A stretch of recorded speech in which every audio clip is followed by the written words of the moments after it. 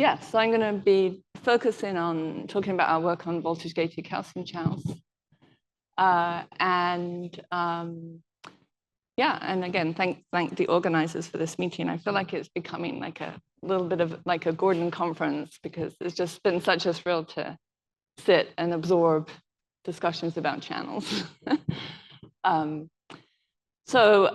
focus has been for a very long time looking at the voltage-gated calcium ion channel family, shown here.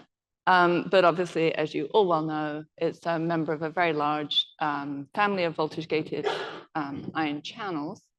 And I've had a really good lead-in by Sharona and by Bruce and Jen yesterday talking about calcium permeable ion channels. And certainly the trip channels that Sharona talked about are highly permeable to calcium, but they don't have that exquisite ability to couple voltage gating to a very large influx of local calcium into all excitable cells.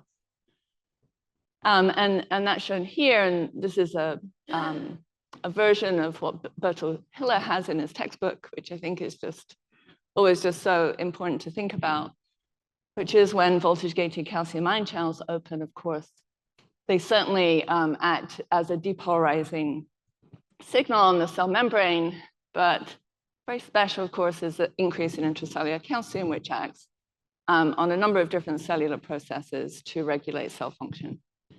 And so that's why I've been, and many of us have been really fixated on these channels as having dual function, driving excitability of the cell membrane, but also acting to conduct calcium that acts as a really prominent intracellular second messenger. There are 10 different genes that encode 10 different major families of voltage-gated calcium ion channels in mammals. And 5 of them are just shown here in terms of the voltage dependence of activation. They have different properties expressed in different tissue.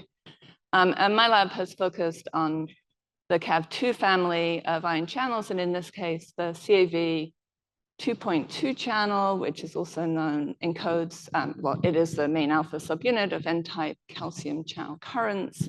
And the gene is the CACNA1B. So those terms are going to be used interchangeably, but I'll just refer to this as the 2.2 channel. It's found at presynaptic nerve endings. And we've spent a long time here. So this is just showing a presynaptic nerve ending in the spinal cord dorsal horn region. And of course, sensory neurons all are innervating from peripheral nerve ending, dorsal root ganglia cell bodies, and their termini are ending in the dorsal horn spinal cord, mediating transmission of sensory input. And the N-type calcium channel, the 2.2 channel, really dominates in controlling glutamate release and peptide release from presynaptic nerve endings in the spinal cord. And this is shown here just very quickly. This is data from a mouse expressing channeldoxin-2 and TRPV1 expressing neurons. Their nerve endings are shown here in the skin. Then this is the TD tomato signal driven by the TRPV1 gene. And you can see if we use light to drive activation of the nerve endings in the paw of the animal, this is the threshold, this is the number of responses that are triggered in the animal with intensity of light to the hindpaw region. Here's the wild type animal, and very right shifted is the animal that lacks 2.2 channels globally. So this is a global knockout. Just reinforcing what I just said, that this channel is really important in supporting transmission of sensory input. So we've been interested in looking at the response of different analgesics that either directly bind to the 2.2 channel and inhibit or block the flow of ion channels here, or indirectly through G-protein coupled receptors, which is a mechanism used by morphine to co-opt the G-protein coupled receptor and inhibit the 2.2 channel. It's not its only action, of course, but it's one of them, and certainly one that we've studied. And then gabapentin, as I think most of you know, binds the alpha-2 delta subunit, and some of its actions are mediated through probably downregulation of the 2.2 channel over a longer time period. So these are some of the analgesics that have either direct or somewhat indirect action connected to downregulation of the 2.2 channel. Okay.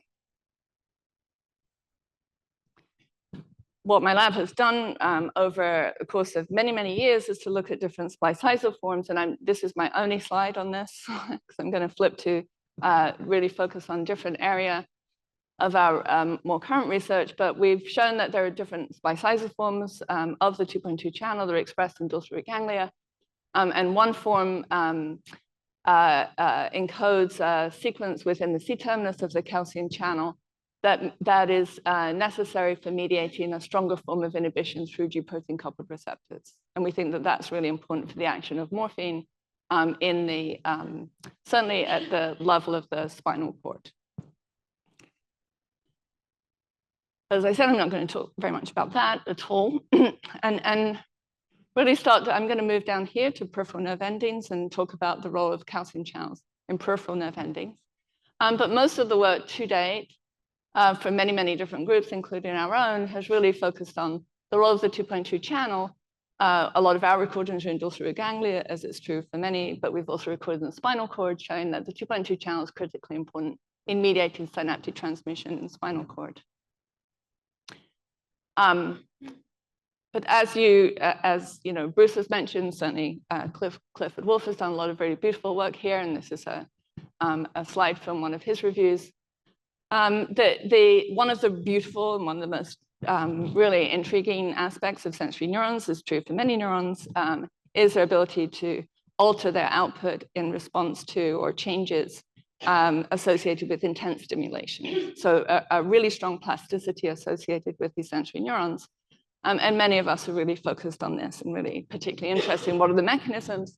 And certainly during inflammatory processes in the skin, for example, or in joints, there's a release of cytokines that amplify the peripheral response, causing a sensitization. And there's also, of course, central mechanisms. And both of those two things work together, so centrally and also peripherally.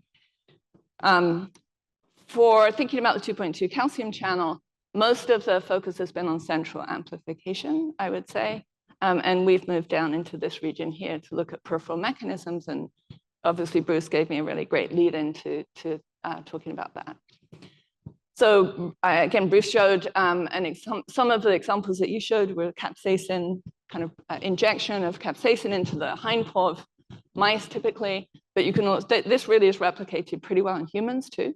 So it's a really nice model for showing kind of a transient hypersensitization of the sensory responses. I'm just going to run you through this because you'll see it over and over again. Here's the mouse.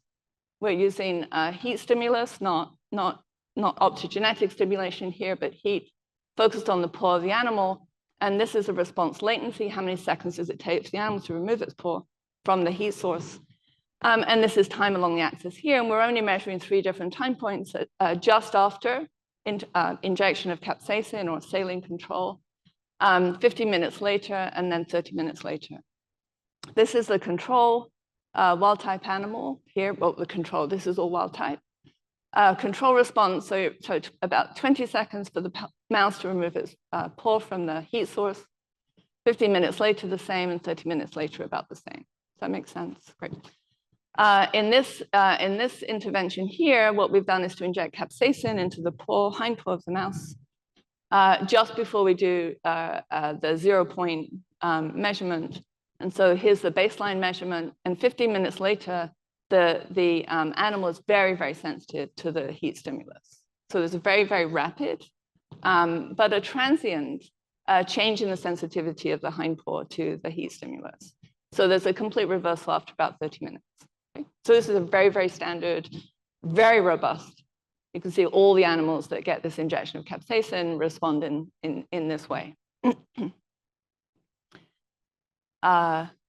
This is a response in the global 2.2 knockout. There's no response to capsaicin. And I'd love to say that I had predicted this and this was a really well thought out experiment, but it was actually a control experiment, as these things go. And we were really not expecting this result at all. What you can see is two different things here, and I'm going to run through this very quickly.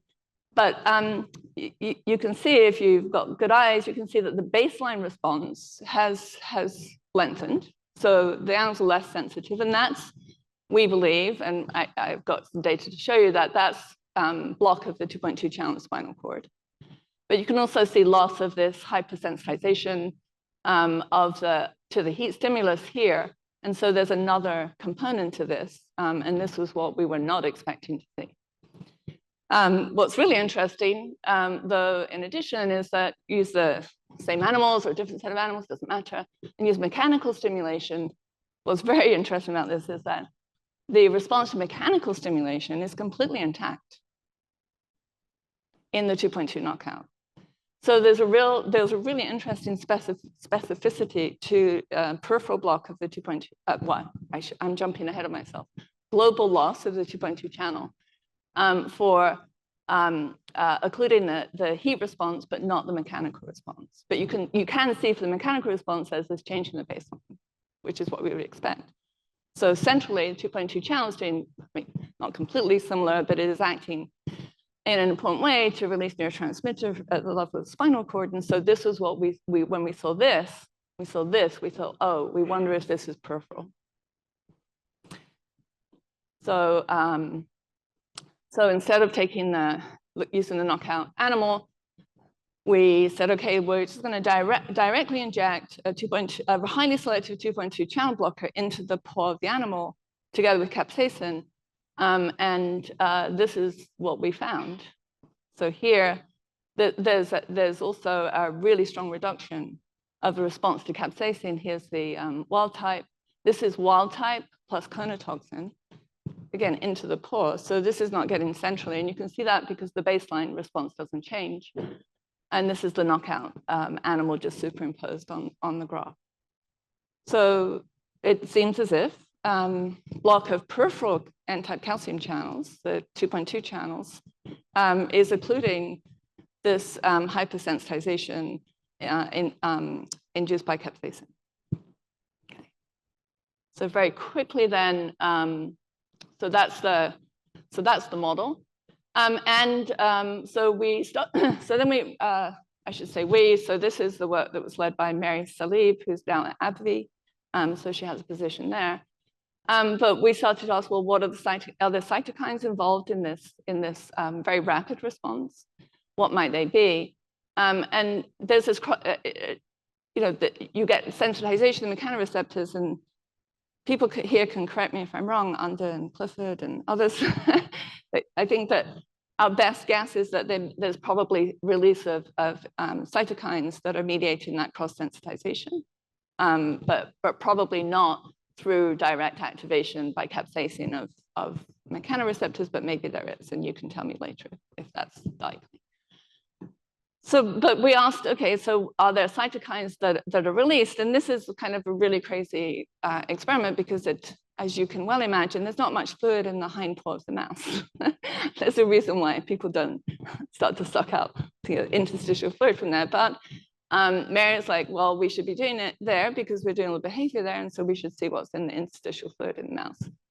So she went in and set this up, and it's a lot of mice, and it's a lot of sucking of stuff out these little hind paws. But then she did a couple of really, she's going to do it very quickly, and we can talk about it later, but used two different cytokine platform assays, Legiplex and the mesoscale, and then had panels to look at all of these different cytokines. And the one cytokine that was very clearly detected, and doesn't mean that the others weren't there, it just simply means in these platforms, in this tiny volume of solution where we had to pool the solution, IL-1 alpha, which is an alarmin, was definitely there in the interstitial fluid. And that was capsaicin dependent. And I'll show you in the next slide, its levels definitely depended on activity of the 2.2 channel. And that's shown here. So in the hind paw fluid, the serum is all flat here. And this is a ELISA assay to look at IL-1 alpha, to do validation, but also to look in more detail. So it's the wild type animals. This is the conotoxin injected animals, and this is the global knockout animals in the presence of capsaicin. And you can see there's a decrease in the toxin injected animals and the knockouts compared to the wild type.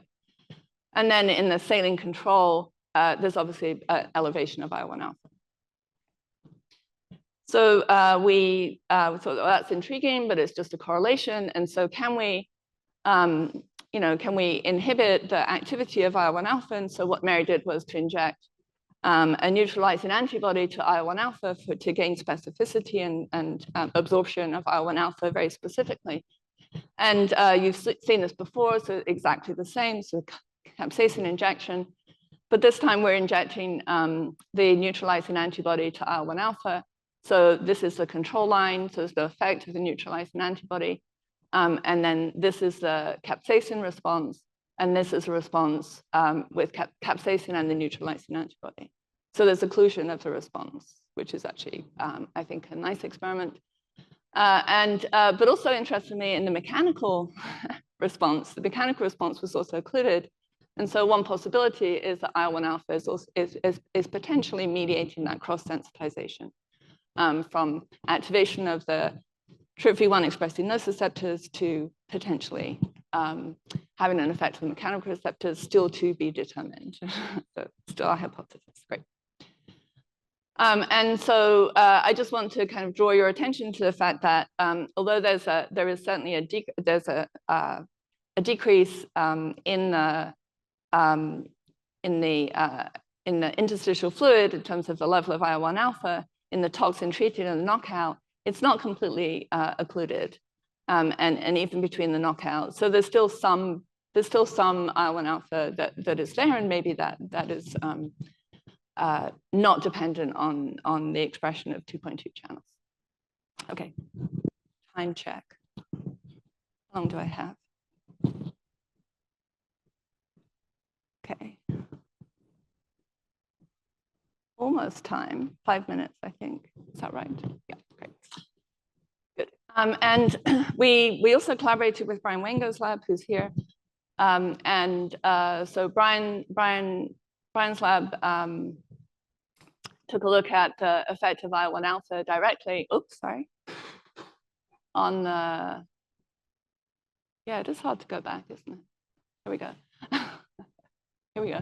On, oops, too far. Great. Looked at the response of TRPV1 expressing neurons using light activation because they're channel rhodopsin expressed in TRPV1 expressing neurons and in his assay, and showed that there was a degree of sensitization or increased excitability of the cells pre-incubated with IL-1 alpha.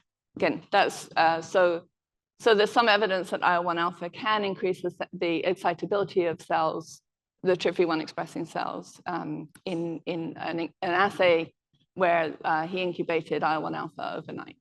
So that's the only data that I have in terms of thinking about how the cytokines might be acting on sensory neurons, and this is an very active, ongoing question that we have in the lab about what the cytokines might be doing.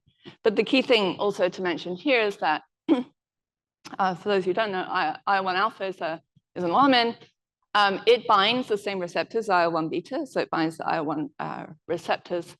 But it's readily available for immediate release because it's in resident immune cells, and so it doesn't have to be made to be released. It's just sitting there, and so it's not particularly surprising then that we find IL-1 alpha during this very rapid and very transient kind of response to capsaicin within a few minutes.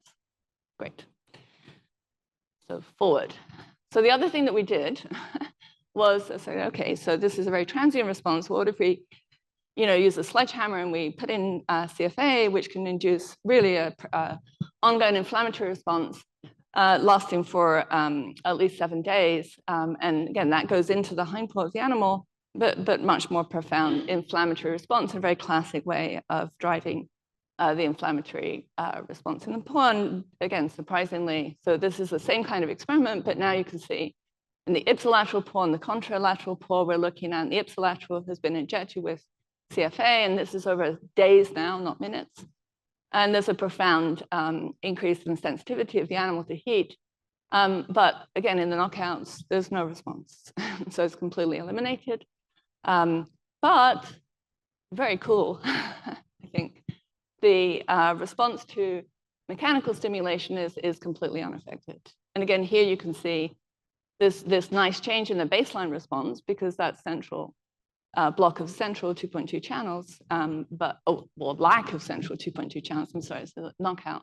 But the hypersensitization of the mechanical response is completely intact. Okay, so moving really quickly. So then we asked, okay, in this prep, what might be the cytokines that are important in this response? And what if we block the calcium channels locally while we're injecting CFA? Will that have an effect? And actually it did. So here's the wild-type response again, contralateral, ipsilateral, poor hypersensitization over a 7-day time period. And this is the response when we have conotoxin present, just peripherally injected. This is not the knockout now. So there's still response here, but it's really curtailed and much shorter. And then if you look in the pool and look at the level of edema, which is actually a really kind of interesting and nice control, not only is mechanical sensitivity not altered when you are like 2.2 channels, you can still see the edema, which is it was identical in all of the different conditions. And so contra ipsi, and the knockout, you can still see edema in the pore post-CFA injection. Yeah, so there's kind of a quick summary. So the tissue insult, there's a pathway that's 2.2 calcium channel dependent, peripheral nerve endings of TRPV1 nociceptors. And there, of course, there are other pathways, and they appear to be 2.2 channel independent.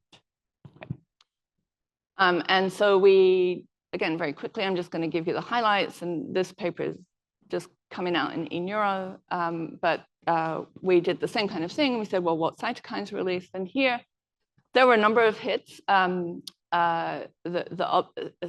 that were very obvious. We really focused on those cytokines where we could have validation of 2 different platforms. And so one platform was really highly sensitive, and we found IL-1 beta and other cytokines. But these were the cytokines that we picked up in both assays, both in the ledger collection and the mesoscale. And so we focused on that. And then of these cytokines, what was really interesting was that IL-1 alpha was really very clearly elevated in response to CFA and was also very calcium channel dependent. And this is just showing you IL-1 alpha levels in the wild type, in the knockout and the conotoxin. It's still there in the knockout, but it very rapidly declines by day 2. So that was super interesting too. And so then we did the same kind of experiment, and we went in and we said, okay, what if we use a neutralizing antibody to IL-1 alpha, to IL-6, which is shown here. So this is the control, IPSI, and this is the IPSI lateral response in the presence of the neutralizing antibody IL-6. And again, this is in the pore, this is not systemic. And then we also added neutralized antibody to IL-1 alpha and IL-6 and got a bigger occlusion of the response to CFA. Okay, so just wrapping up then very quickly. I told you that most of the activity that we have been really focused on was thinking about presynaptic calcium channels at nerve endings and supporting release of neurotransmitter. But more recently, we've turned to looking at the role of 2.2 channels in the nerve endings in the TRPV1 expressing neurons and in mechanoreceptors, and have pretty good, I think, data to suggest that 2.2 channels in nerve endings are particularly important in supporting the inflammatory response, and that interrupting that can, in fact, have quite a profound impact on at least on the heat hypersensitivity that's seen. We're now looking to see what might be mediating the mechanical sensitization. But I think pretty interesting responses there. And I do want to kind of come back and just mention, of course, that Bruce and Clifford and their labs published a really for us, a very interesting paper because we just started this work in 2019, showing that if they use a blocker of voltage-gated sodium and calcium channels, so dual blocker, which they refer to as CNCB2, that also can work in the periphery and actually occlude some of the inflammatory responses. A number of different models. They use more models than we did. But it would be great for a discussion later. But I think you probably always saw a decrease in the baseline responsiveness, and perhaps that dual block is probably really great. But I think that our prediction would be that if you just look at a selective 2.2 channel blocker in the periphery, you're not going to see the baseline change in responsiveness, but you will occlude the inflammatory response. Okay. And then I'm just going to mention 1 second because Bruce mentioned Clifford's automatic thing, and Remy is in the audience. So Remy is a grad student, and she's coming here very soon to work in Brian's lab. But she developed this really cool closed-loop behavioral platform for optogenetic simulation using the deep blood cup pose estimation. So it's actually, if you want to know anything about that, Remy's around here somewhere. She is a really brilliant graduate student, and she'll be working in Brian's lab in a couple of months. And so I'm going to leave it at that, and then just these are the pictures of the folks who have contributed to this great work. Jen, you saw in the corner there, Jen initiated a lot of the work that we did on splice isoforms.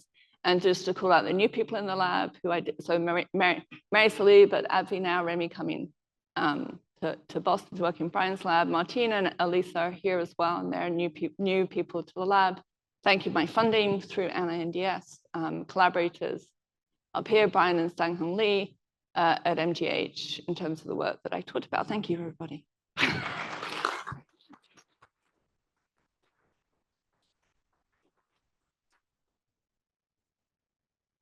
Yes. Perfect. Why do you think it's ATP release? Oh, yeah. Yes. What Clifford noticed is that we have ATP in the pro-inflammatory mediators in the response, only because that's the only thing that, first of all, we failed to measure. We failed to be able to measure substance P or CGRP in the interstitial fluid, and so we couldn't confirm that. We tried it with a variety of ELISAs, and I'd love to talk to your lab about like how we might do that. But there was an inhibitor of the P2X7 receptor, and so in the earlier work with Dan de Brule, oh, I should have mentioned Dan. I'm sorry, Dan. So in his earlier work, he used that inhibitor, and that occluded the capsaicin response. And so that's why we thought, okay, well, at least it's ATP. It's not only ATP, obviously. I don't want to say that there's any exclusive, but that was what we could confirm. So that's why we put in ATP there. That makes sense. Yes. Beautiful work. Thank you, Diane. One question. Did you try looking at the mechanical sensitization to capsaicin in the presence of the IL-6 and IL-1 alpha neutralizing antibodies? Oh yeah, great question. So Birgit's asking, did we look at neutralizing antibodies for IL-6? And yes, that did we do that? So my prediction is it would occlude the mechanical sensitization, and I'm just searching deeply. We did not put that in the paper. We looked at the neutralizing antibody IL-1 alpha. Yes, it does. Yes. It does occlude the mechanical sensitization. Yes, yes, yes, yes. Great. Well, thank you, everyone.